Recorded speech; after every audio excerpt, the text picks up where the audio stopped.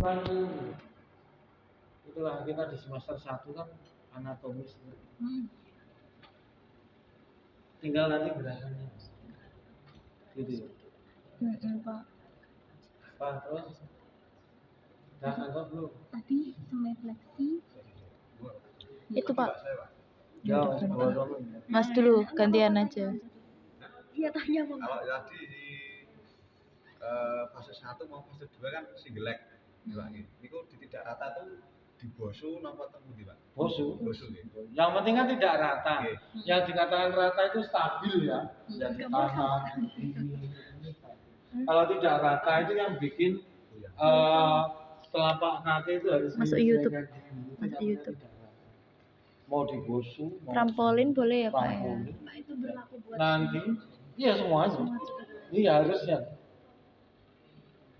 Terutama lutut. Iya maksudnya semua buat yang sebenarnya lutut. Ya, itu salah satu kalau dia pakai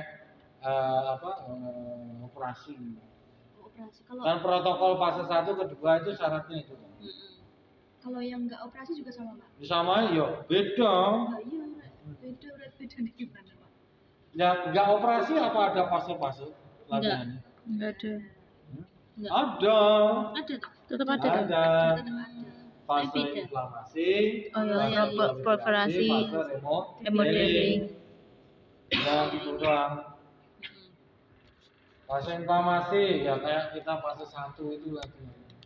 Remodeling proliferasi ya kayak fase 2. Jangan latihan dinamik dulu. Ya. Yang remodeling baru boleh dinamik 3 dan 4.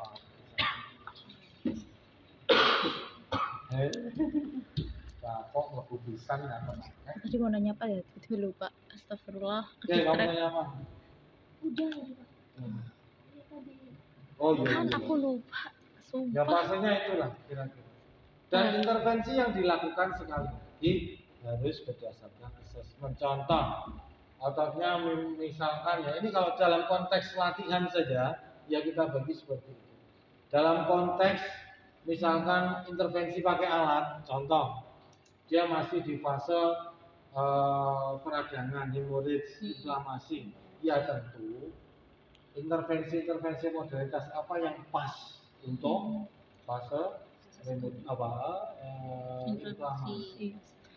Yang pertama saudara kasih nanti terus saya kasih SBT misalkan ultrasound di fase awal itu ya agak repot kecuali ultrasonnya yang intermittent. Tapi kalau SBT kan cetok ya titik ya rusak. Ya kan? Intervensi macam laser, simulasi listrik, terus cryo itu lebih terpilih. Ya kan? Dan latihan-latihan yang dilakukan itu tidak melibatkan langsung pada otot atau area yang cedera, tapi lewat yang lain dulu. Contoh, latihan cederanya kan di lutut, tapi saudara kasih latihan SLR, ya kan? Yang gerak apa? Hip, lututnya ngunci, gitu. Dan latihannya harus seperti itu, lututnya tidak langsung arah dulu, belum. Nah, di fase proliferasi baru saudara kasih intervensi yang lebih mengenal ke sana. Contoh, ultrasound, ya kan? Boleh saudara kasih SBT, saudara kasih misalkan SPM itu saudara evaluate silahkan begitu ya. Nah nanti di fase remodeling ya jangan main US lagi ya kan, kalau US itu kan intinya merusak atau destruktif ya, yang pas mungkin hanya cryo, stent, laser itu kan begitu. Tapi kalau di fase akhir fase remodeling itu basisnya ya tetap kasih supaya nanti bisa kembali mempunyai performa seperti oke? Menutup loh, rasanya ngeliat apa? Tadi kan Mas Ranu itu kan beliau kan habis operasi MCL toh Pak, cedera MCL. Nah, tapi ternyata tuh masih ada ACL sama meniskusnya masih robek.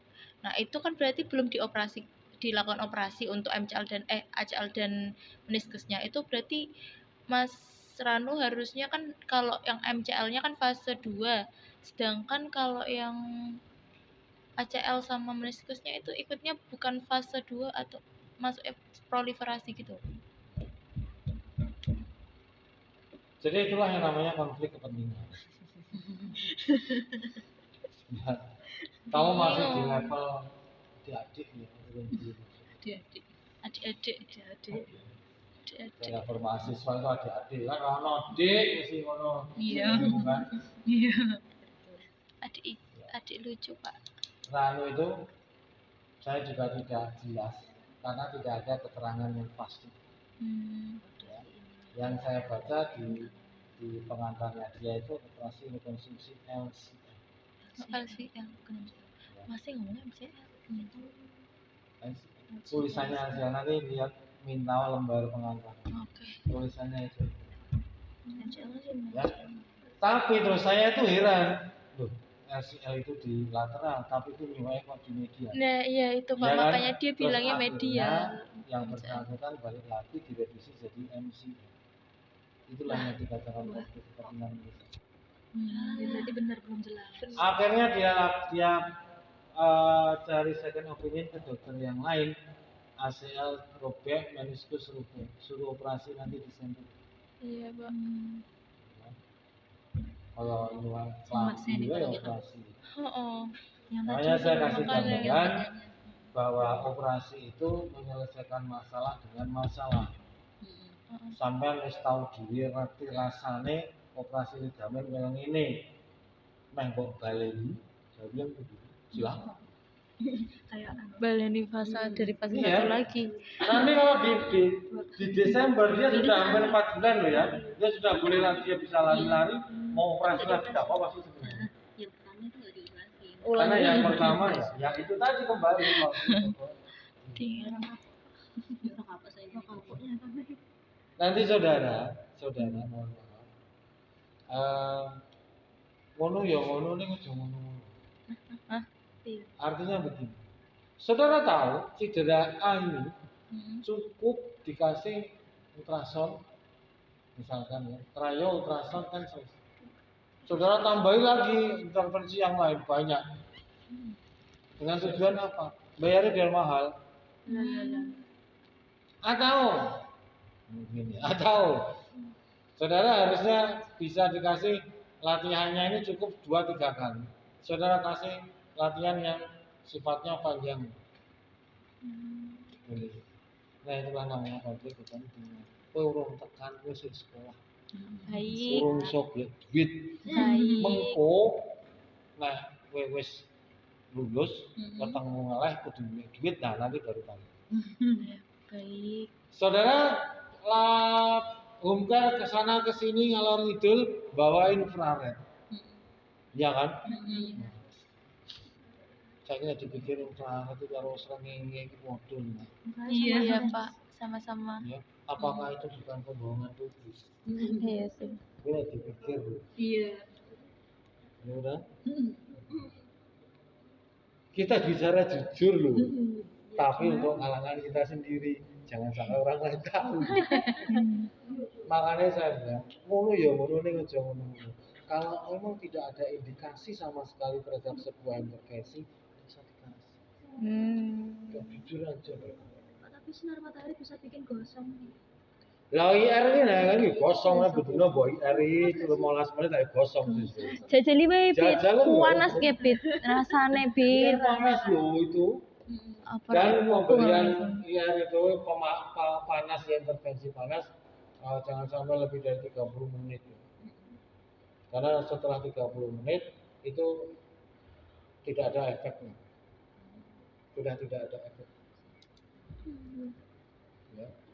Kata yang nulis. Kata yang Ya, kata yang nulis. Kata yang neliti. Kebalikannya, kalau intervensi dingin ini sekedar tambahan. Ya. Jangan kasih kompres dingin terlalu lama di tengah-tengah pertandingan. Contoh basket, futsal, ya kan gonta-ganti masuk itu kan. Nah, dikompres benturan dikompres lama sekali. Jangan sampai. Kalau terlalu lama kompres, nanti akan menurunkan semua performanya. Jadi speed agility-nya akan menurun sehingga dia butuh pemanasan lagi.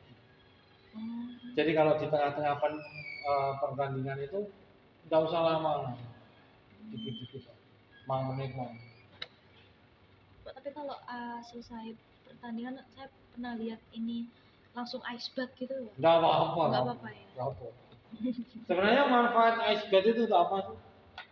Untuk mengecilkan vasodilatasi. Nah ya, terus tujuannya apa? Itu sebenarnya kan masuk fase relaksasi aja deh. Supaya relax aja. Menurunkan suhu kan panas badan. Karena kalau suhunya panas ini masih rentan nanti akan terhadap tekanan. Makanya yang dipakai bukan mandi air hangat, tapi mandi air. Air hangat pakai vasodilatasi. Kopong itu masa kayak parah nggak sih? Jadi Ada lagi? Tadi yang Belum, Pak. semisal 5 menit lagi. Saya mau tanya.